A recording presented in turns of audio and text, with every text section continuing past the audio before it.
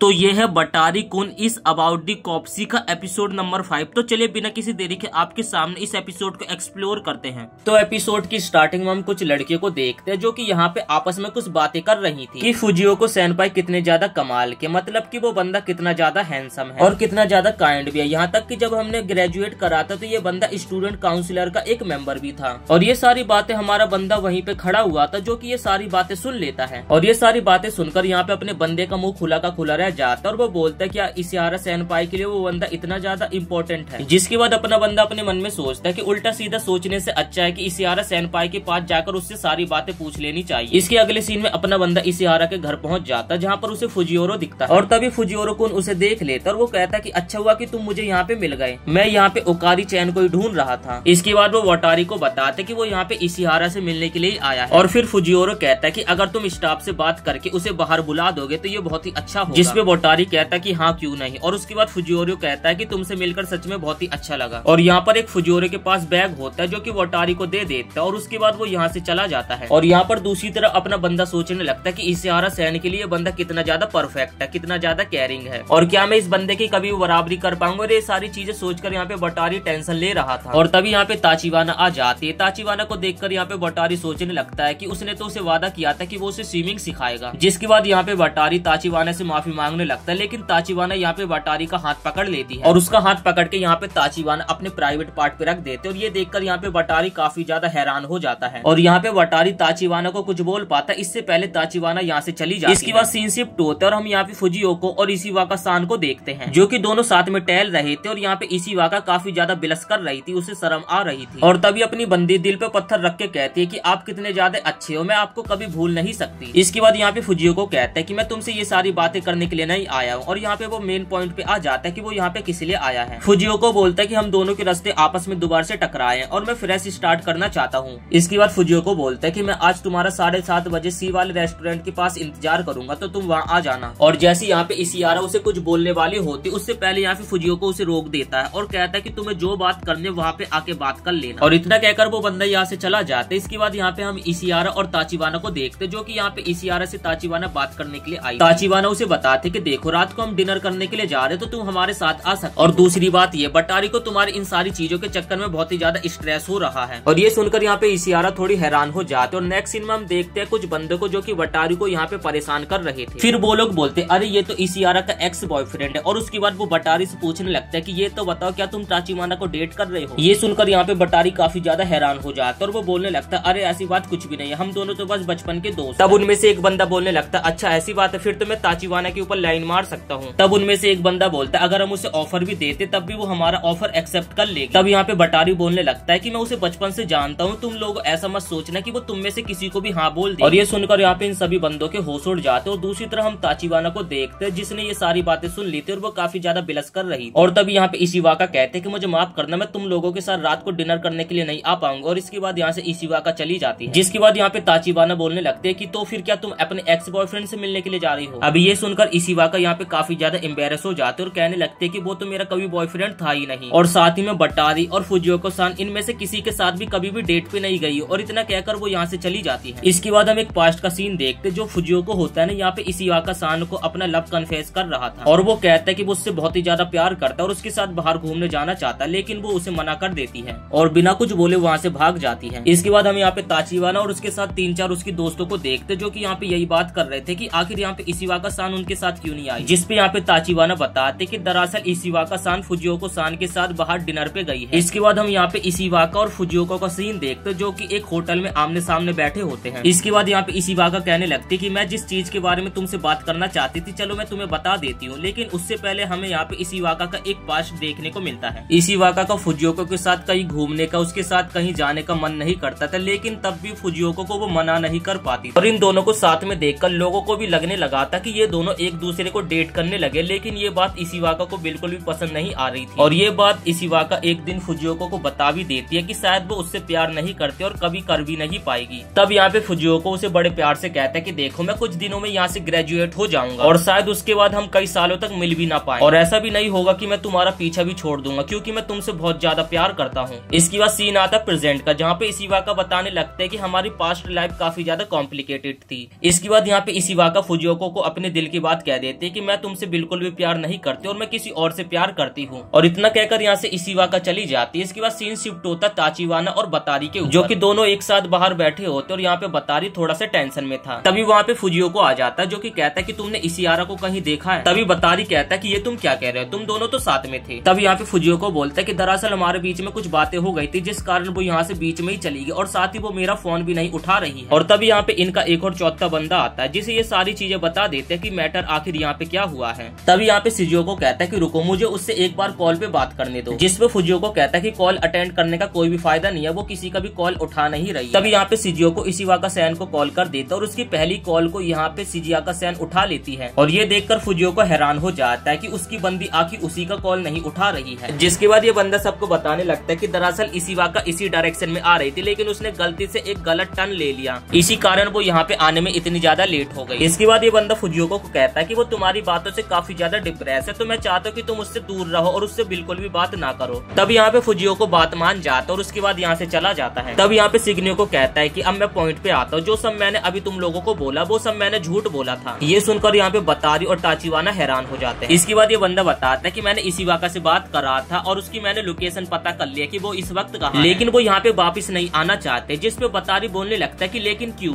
इसके बाद वो बंदा कहता है कि इस बारे में मुझे भी नहीं पता और मैं चाहता हूँ कि बतारी तुम जाके इशिवाका को ढूंढ कर आओ। और वो बंदा अपना मोबाइल भी देता है, जिससे वो इशिवाका की लोकेशन पता कर ले। इसके बाद यहाँ पे अपना बंदा निकल जाता है इशिवाका को ढूंढने के लिए। सीन शिफ्ट होता और हम ताचिबाना को देखते हैं, जो कि बात ले रही होती और यहाँ पे बस वो अपने सिर्फ बंदे के बारे में सोच रही होती है। इसके बाद हम अपने बंदे को देखते, जो कि इशिवाका को कॉल लगाता है, जिसपे इशिवाका उसका कॉल उठा लेते और कहते कि बतारी तुम।